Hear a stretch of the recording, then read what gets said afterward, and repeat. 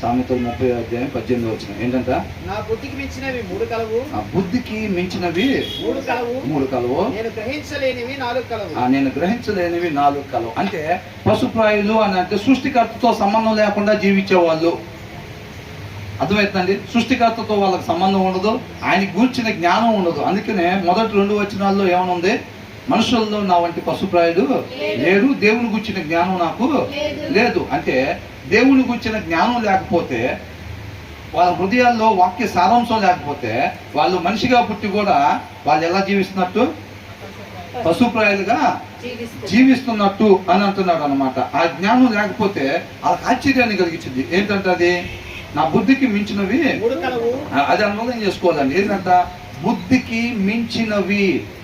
వీళ్ళు ఏమనుకుంటారంటే సృష్టికర్తతో సంబంధం లేకుండా ఉండేవాళ్ళు నాకు మొత్తం తెలుసు. యోబు ఏమన్నాడు?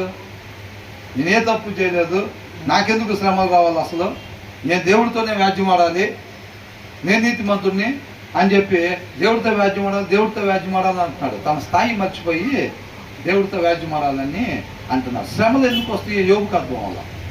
అది యోబుకి నేర్పించాడు, అట్ ద సేమ్ టైం మనందరూ కూడా నేర్పించాడు. అవునా? కాబట్టి ఏమంటున్నాడు? ఆ బుద్ధికి మించినవి 3 కలవు, నేను గ్రహించలేని 4వది కూడా కలదు అని అంటున్నాడు. అదేంటంట? అంతరిక్షమున పక్షిరాజు జాడ. మనకు తెలిసిద్దండి. ట్రైన్ ఎట్టిపోయితే చెప్పగలుగుతాం మనం. ట్రైన్ ఇట్లా వస్తుంది అనుకోండి, ట్రైన్ ఇట్లా వస్తుంది, ట్రాక్ అది తిప్పి అట్లా ఉంది. ఇప్పుడు ట్రైన్ ఇట్లా వస్తుంటే మనం పక్కన ఉంచుంటున్నామా లేదా? ఎందుకని?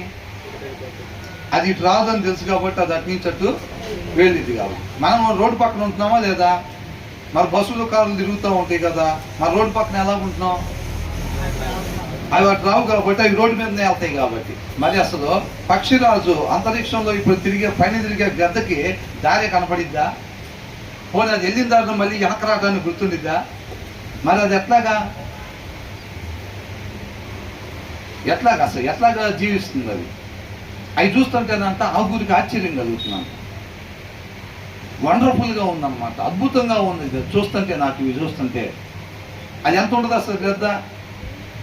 దానికి అసలు ఆ ప్లేసులో ఎట్లా దొరుకుతుంది? అది ఏం చేసిద్ది?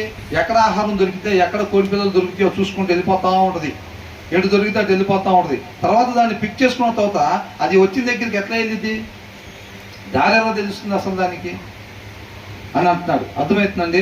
అవన్నీ కూడా ఆశ్చర్యం కలిగించే విషయాలు. మనం ఆయనతో సంబంధం కలిగి ఉండాలి ఎప్పుడు. ఆయన జ్ఞానం, ఆయన వివేకం కలిగి జీవించాలి ఎప్పుడు కూడా. దాని గురించి చెప్తున్నా.